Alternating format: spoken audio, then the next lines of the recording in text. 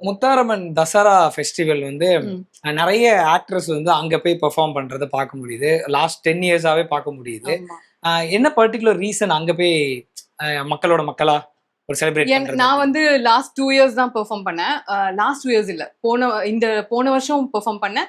அதுக்கு முன்னாடி ஒரு 2 இயர்ஸ் முன்னாடி பெர்ஃபார்ம் பண்ணேன். ஏன்னா அதுக்கு நடுவுல தான் எனக்கு குழந்தை பிறந்துச்சு. ம். ஸோ டெலிவரி டைம்ன்றதால அந்த டைம் பெர்ஃபார்ம் பண்ண ம். முடியல.